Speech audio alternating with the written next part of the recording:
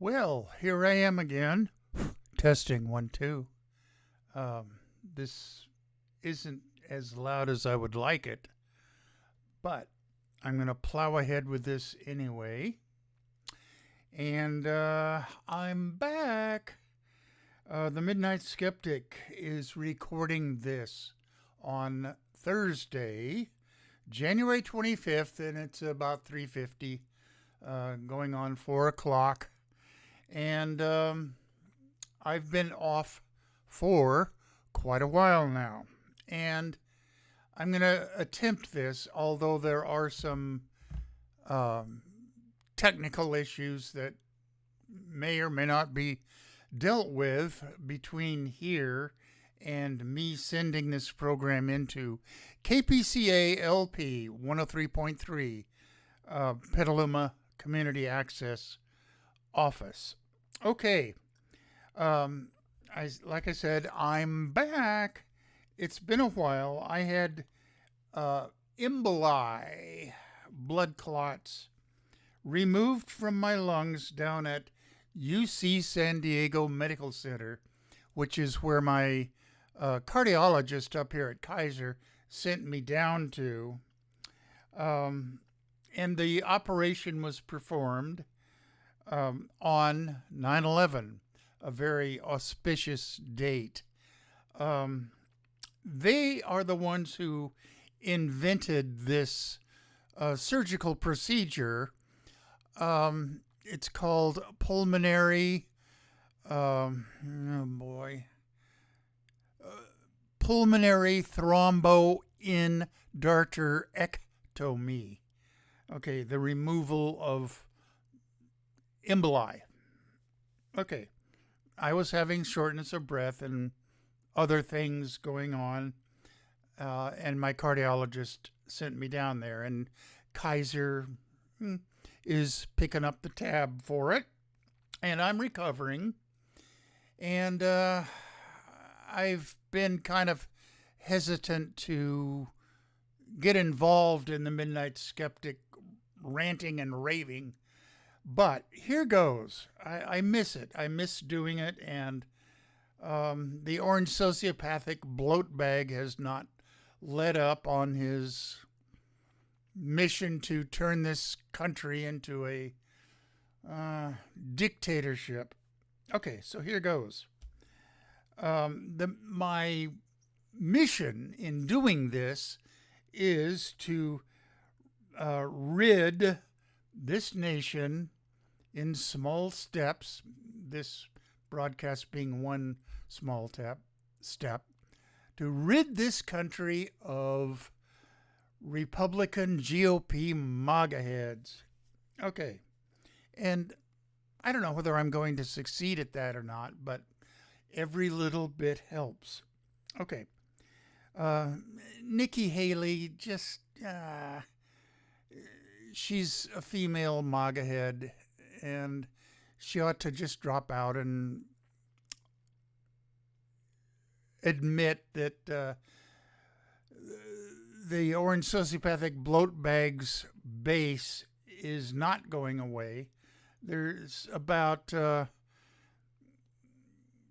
to 40% of the Republican voters who are diehard MAGA heads, and which translates to about somewhere between 20 to 30% of all eligible voters who will go out and vote.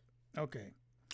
I don't think that Joe Biden will lose the 2024 election. But anyway, here goes.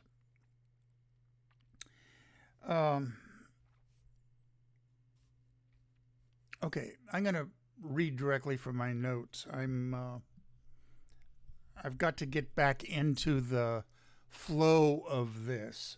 So if I feel like I've gotten back into the flow of this, I am going to do this again next Thursday. So here goes. The Midnight Skeptic's small efforts are aimed at helping to rid this country of GOP right-wing haters and all politicians who are covered with the stench of Trumpism. Now, it's good to be woke. It's good to be woke. It's good to be woke in the morning. Okay, so that's my intro. Now, I'm going to do my shout outs. First off is Mickey Huff and his two cohorts at the Project Censored organization. Nolan Higdon and Andy Lee Roth are his cohorts at producing these books every year. And you can order Project Censored's State of the Free Press 2024 by going to Project Censored's website, project-censored.org. Now, when I looked them up, there was that Project-Censored. I don't know if you need that or not, but that's the way it is online.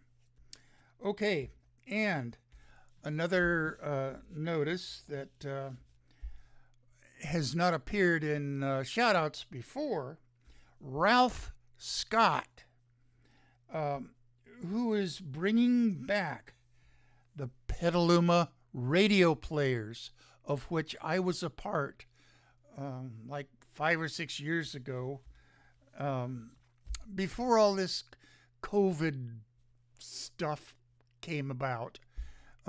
We put on radio plays from scripts sent to us by playwrights, one in particular from England who wrote some of the updated Sherlock Holmes plays that we performed at the Hotel Petaluma. Okay, so that's Ralph Scott, and he's the head of also audiobooks Squeaky Cheese Productions. Okay. Locally, and Ralph Scott is local. He's here in Petaluma. John Crowley at the Aquas Cafe. He created a community of nonprofits over there, and they meet periodically, and it's a very nice little restaurant, indoors and outdoors. They serve good food there, and beer on tap. And check out their events calendar. And also Tom Gaffey, the Phoenix Theater's chairman, head of it, head guy, whatever. Check out their performance schedule. They're a punk band outlet, and they allow skateboarders inside the Phoenix Theater. All the seats have been taken out and replaced with ramps and things, but a lot of people congregate there to listen to the punk music. Okay. Tim Conrad, a great photographer. Tom and Nancy Throw, Kevin and Lori, Dave and Rosita Takach in Sacramento, Rich and Kathy in Sebastopol, Dennis and Megan in Tiburon, Yvonne and Rich in San Francisco, Stan and Kathy in Pacifica, Aunt Jackie and Melanie and Samantha down in L.A.,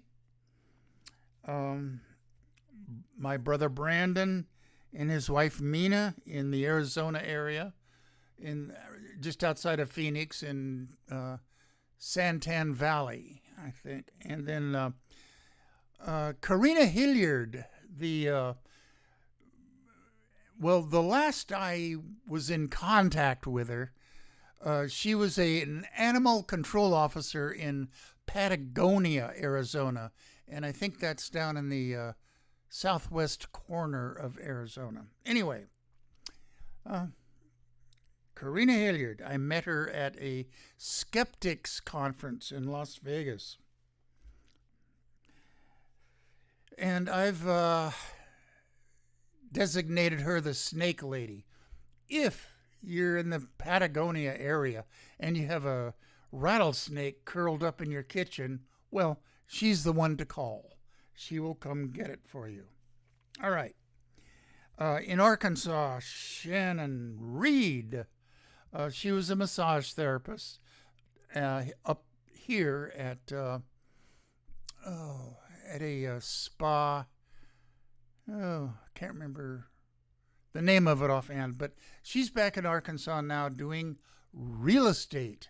And her son is 14 or 15 years old now. And down in Florida, Nelson and Alice Lydell. And then Amelia Beamer. Check her out on YouTube. Go to Locus, Locus magazine, which is a magazine of the genre science fiction, horror, and fantasy. She'll let you know what books are coming out, and she'll give a very brief review of them. Dr. Dave Rubin in Raleigh, Durham, the world's greatest pulmonary physician. And on Long Island, Geraldine Goldfinger. All right, back on the West Coast, the Sonora Crowd, Robert Finnegan, Bob and Sandy Fisher, Brad and Martha, Darrell Larson, Judy May, Kathy Francis, Lynn Quayle, John Gleason, and Tiffany and Jennifer, his two daughters. And all the way down in Mexico City, a member of the Sonora Grammar School class of 8th grade is where I met her, Rosamalia Lopez Negrete. Okay, I promised, excuse me, in my announcement, now this goes back about a month and a half now, I promised good news to start this coming back on the air show. Well, here it is. Okay, my thousands and thousands of listeners will be happy to have this program start off with good news. Okay.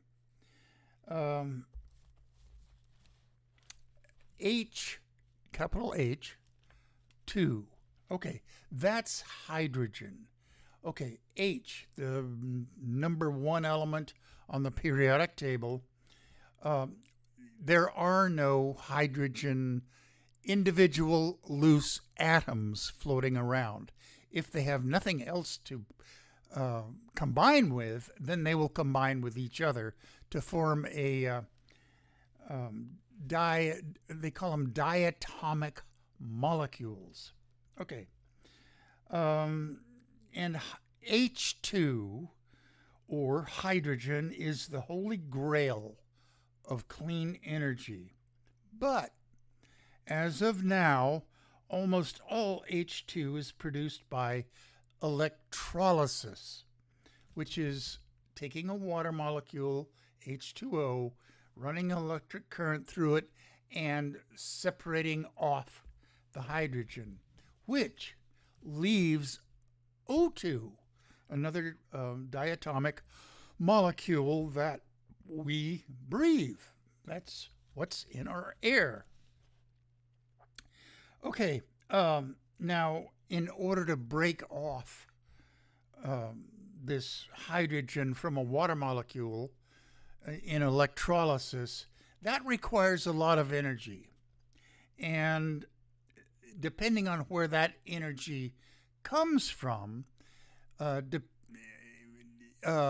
determines the cost of doing it, both monetary and environmental costs.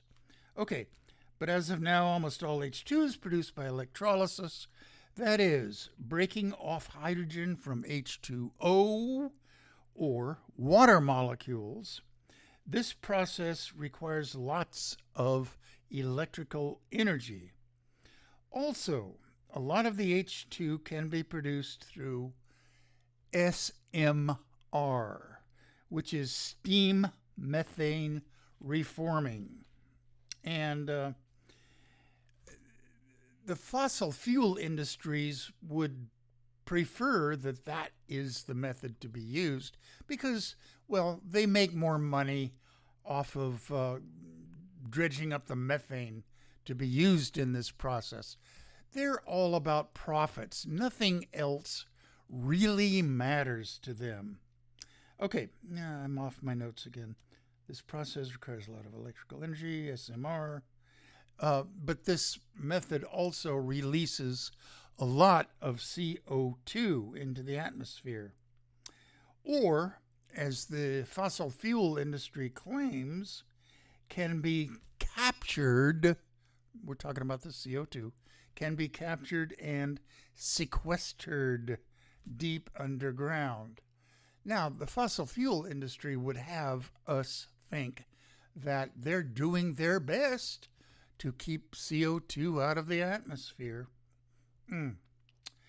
This way of creating H2 requires a lot of infrastructure and more infrastructure, pipes and storage tanks and liquefaction so that it can be transported through these pipes or stored in these tanks. And they have to make this infrastructure, which most of the oil and gas companies already have, most of. It has to be transported somehow through pipes to where this hydrogen H2 can be used in cars and buses and aircraft and ships that are equipped to use H2 as an energy source. Okay. A major fossil fuel, PR, that's public relations firm. It's called FTI Consulting. They're all consultants. Has been hired by a lot of fossil fuel industry companies to tout the green hydrogen as a new, quote unquote, bridge fuel between oil, gas, and coal and renewable H2 energy produced by wind and solar power for electrolysis. Much government subsidies and private investments rides on this perception of green hydrogen as the future of clean energy. All right. Now, what are all these colored references to hydrogen? Well, gray hydrogen, which produces hydrogen, but it uses fossil fuels to produce the energy needed to break hydrocarbons or break hydrogen off of water molecules. Okay. Green hydrogen uses renewable energies to produce the electricity for electrolysis and breaking off hydrogen from methane. Okay. Whoa, here we go. White hydrogen, or as it's called sometimes, natural hydrogen, is now being found in deposits around the world. The Earth itself generates this white hydrogen, H2, as, deep underground, heated water deep in the earth meets iron-rich rocks. It only has to be drilled down to and piped off to where it will be used. Cost to do this drilling and piping it up is the bottom line. Green H2 costs now about $5 per kilogram to produce. But the Earth is its own hydrogen factory. Okay, there's the good news. We're beginning to discover deposits of white hydrogen, H2. Doesn't need to be processed. It just needs to be piped up out of the deep layers of the earth, and not even that deep in some instances. Okay, one bit of warning. Forget carbon capture. It's become a fossil fuel industry scam. Carbon capture is not going to solve our CO2 in the atmosphere problems. Okay.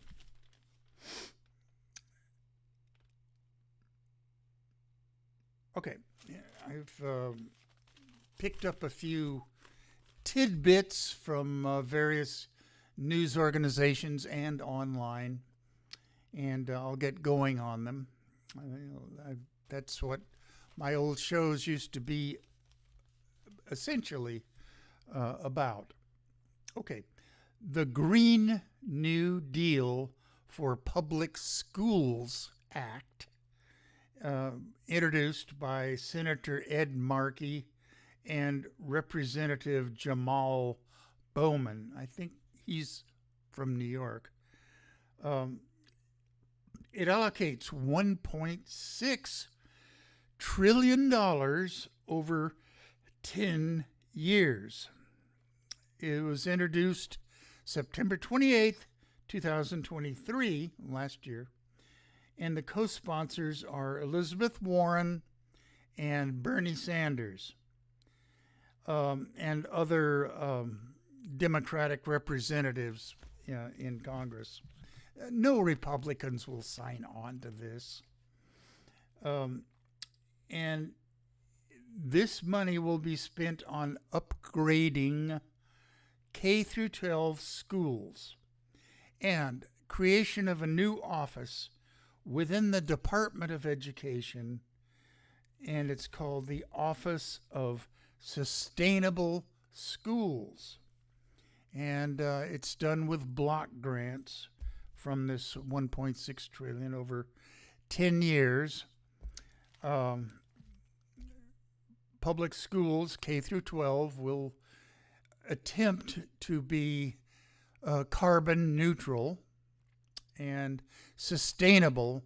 I know that those are words that Republicans hate the sound of. Okay. All right. The Sunrise Movement. It's a 501c4 created in 2017. Varshini Prakash, that's a legislator back in Washington. Biden can't okay new fossil fuel projects, hello pipelines, and tell young voters that he's concerned about the worsening climate emergency. Now this was a, I don't think it's legislators. I think it's a grassroots student movement, which is good. Okay, the Inflation Reduction Act, that's Joe Biden's baby, Section 45X, Advanced Manufacturing Production Tax Credit. um, which okay, my notes are jumbled again. Okay, but the CP2 dot liquid natural gas export terminal in Louisiana, which is owned by Venture Global. Their headquarters are in Arlington, Virginia, and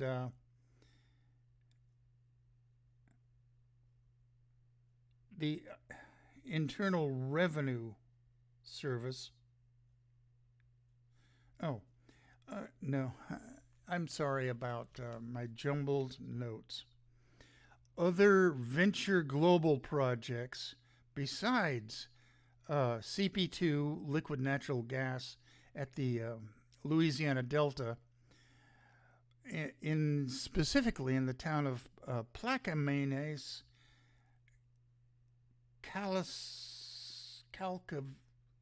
Calcasieu Pass in Cameron Parish, Louisiana, plus the Calcasieu Ship Channel. Oh boy, I'm blowing it. I know it. I know it. I know it. I will get my act together next time. Okay. The FERC, FERC, the Federal Energy Regulatory Commission, which is part of the Department of Energy, run by Jennifer Granholm, is regulating, supposedly, this liquid natural gas terminal. It shouldn't be built anyway. And there's been a lot of student groups protesting the building of this terminal. Okay. Incidentally, I have heard rumors that Jennifer Granholm may decide to run for governor of California. Okay. She's Canadian, so she can't, run for president. But I like her every time I've heard her speak, and she's very knowledgeable. And California has no, citizenship requirements, so she could. She went to Cal Berkeley and spent time going to high school here in Northern California. So, I wish her luck in whatever she decides to do with herself. I think she's in her late 50s or early 60s. I think she would make a good governor. Okay. Good news. 1,600 plus institutions holding 41 trillion, that's with a T, dollars in assets have now divested from fossil fuels. At the COP28, which is a big nothing burger as it turned out, which ended on Wednesday. Now, this is my notes, but Wednesday, December 13th is when the last day of the COP28 meeting on the environment was held. It was kind of useless, really. It's finally mentioned. Well, one thing they finally did was mention the word fossil fuels. Before that, none of these meetings had ever bothered to mention fossil fuels by name, let alone criticizing them for their greenwashing and sending lobbyists to the COP28. Okay, and the phrase transitioning away from fossil fuels was in their final report. It stopped short of saying phase out, which is what a lot of people were hoping for. Phase out of oil, gas, and coal. global fossil fuel divestment movement. It was a lobbying group there, and they're hoping that the fossil fuel industry will just cease to exist. And if they cease to exist gradually, that would be best for the earth. We can't just snap our fingers and have them go away. Although it would be quite nice if that's what happened. And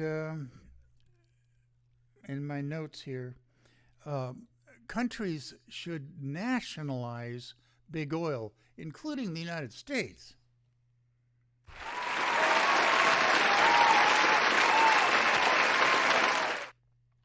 We must all rise together to keep fossil fuels in the ground. In my notes here, I wrote carbon capture, a decarbonization pipe dream. It's not going to happen.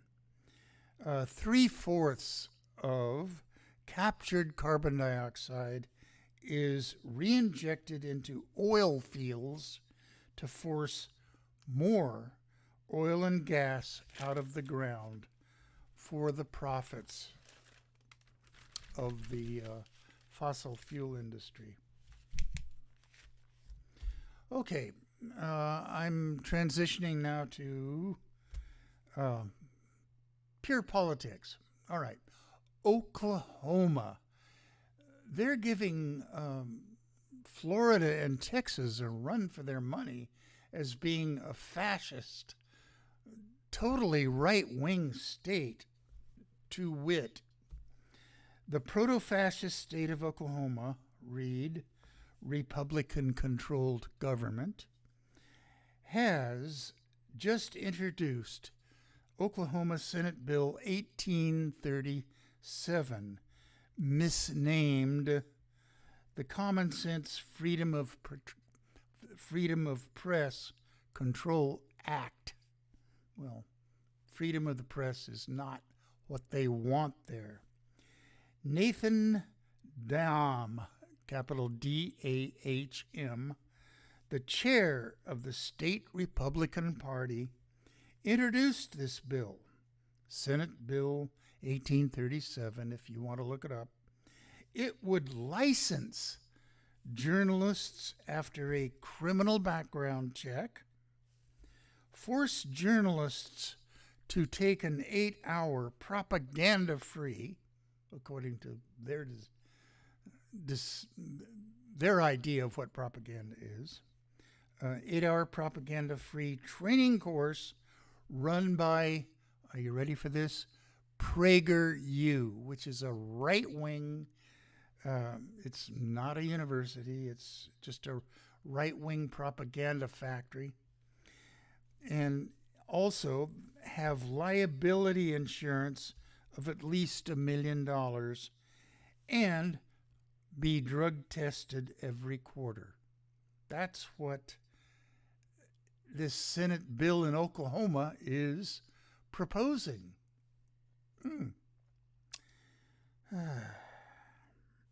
And the bill is called the Common Sense Freedom of the Press Control Act.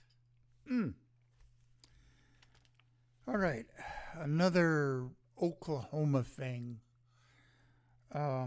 Oklahoma State Representative Justin Humphreys, a Republican, of course, filed a bill targeting students who identify as, are you ready for this?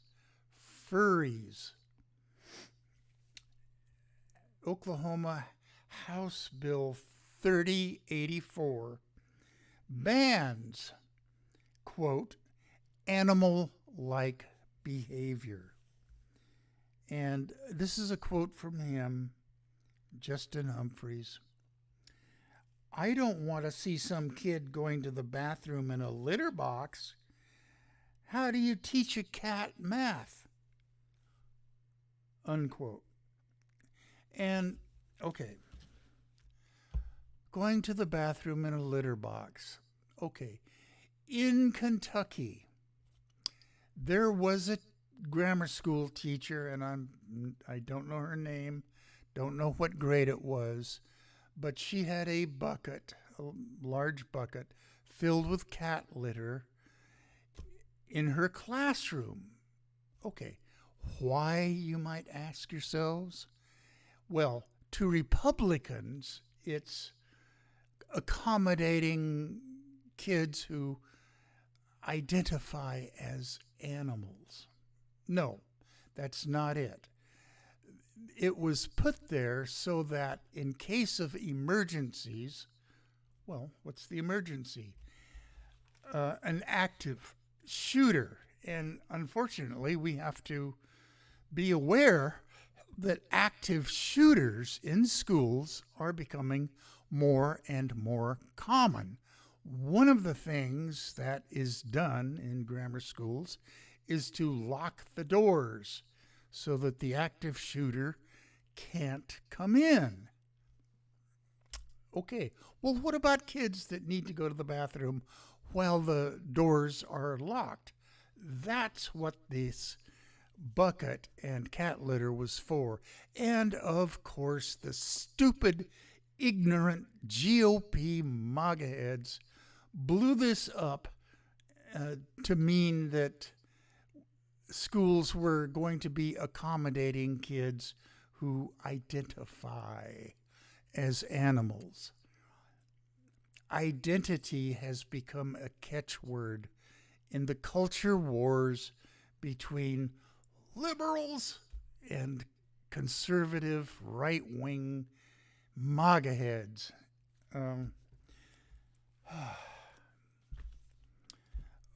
Conservative right-wing MAGA heads don't want kids identifying as anything but little straight white boys. And the Republicans are using our kids to spread their hateful culture wars. Okay. All right. Okay, so that's Justin Humphreys. And if you go on his, if you Google him, the picture comes up. He's wearing his cowboy hat and a bolo tie, and he just looks like somebody who just came back from a Trump rally. Okay. Enough of him. I've said all along on the Midnight Skeptic show that religion is the source of all strife and hate and wars on this planet. I stand by that. And then here's a news article about its evidence that I'm right. In India, Ram Mandir was officially, it's a temple named Ram Mandir Temple, was officially consecrated by Narendra Modi on the site of a destroyed 16th century Muslim mosque. Now, I'm not taking the side of Muslims and their mosques, but it just goes to illustrate how Hindus are not this peaceful religion. I've already said how much Islam is a violent religion. Kill the infidels. Okay. And this mosque was destroyed a number of years ago by an outraged Hindu mob. And now that the site has been cleared, a Hindu temple, Ram Mandir, is being built on it. And of course, it upsets the Muslim community and has created mobs against mobs. Okay. This will herald the advent of a new era, quote unquote, in India of Hindu nationalism and rule by the right-wing BJP political party that in 1992 led the destruction of the Babri Masjid Mosque. More than 2,000 Muslims were killed today. Were killed in that destruction of the mosque. Okay, quote, today, the Modi government has made a decisive move to overthrow India's secular constitution in the name of a new Hindu supremacist nation, unquote. And this is a editorial written by the Progressive International, which is I guess a magazine or a newspaper or what online site. Okay. Now, back to Oklahoma. Chaya Raichik, capital R-A-I-C-H-I-K,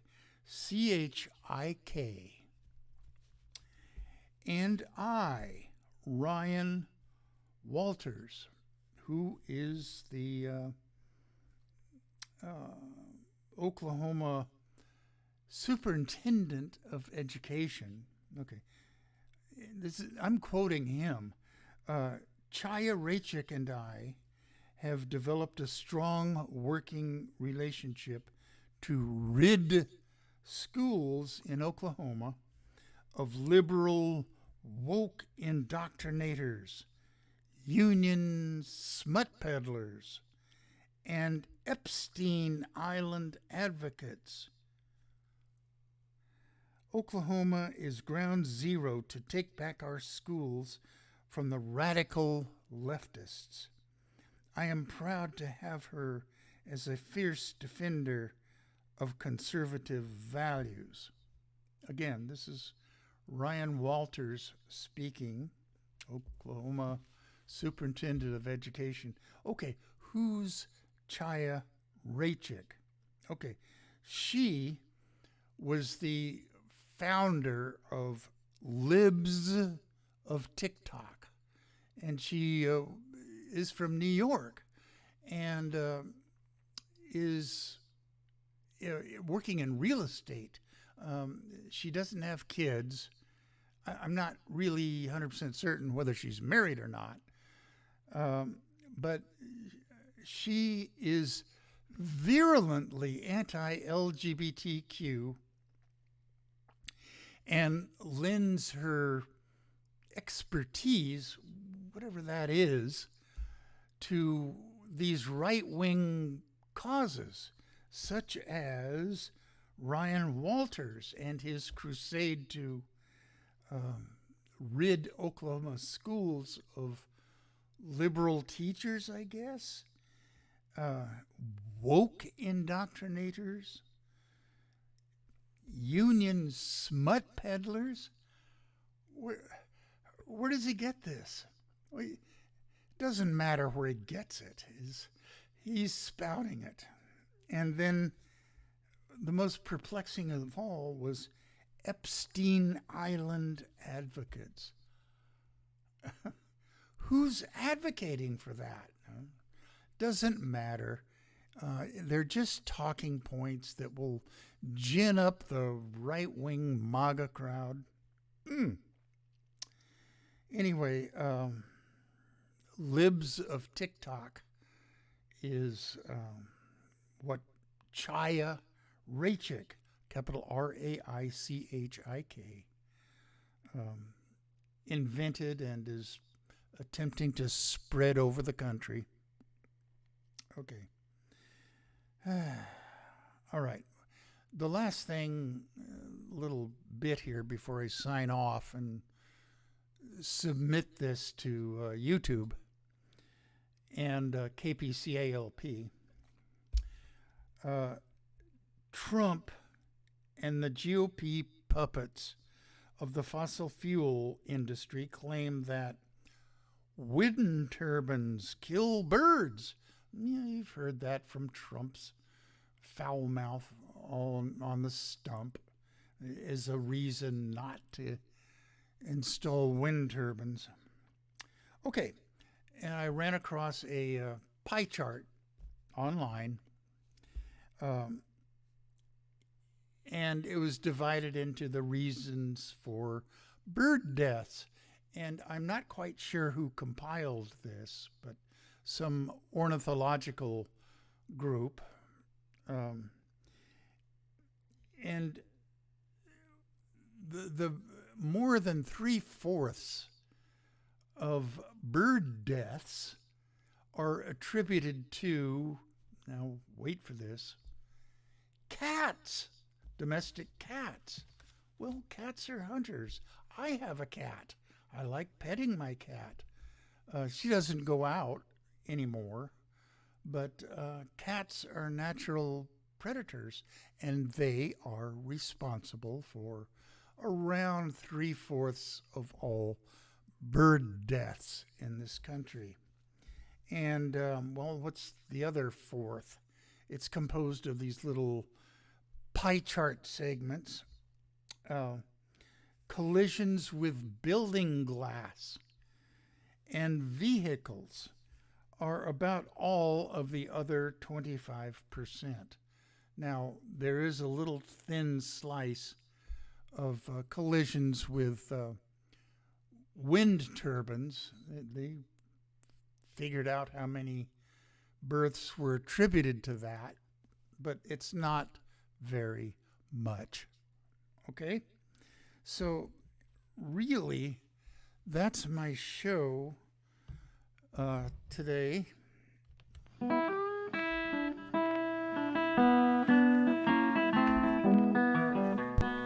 You have been listening to The Midnight Skeptic on KPCA LP, Petaluma, California. And we're at 103.3 on the FM dial and worldwide at www.kpca.fm. Support community radio at patreon.com/Petaluma Community Access. And remember, think critically, think logically, but live joyously, and most importantly, pet your cats.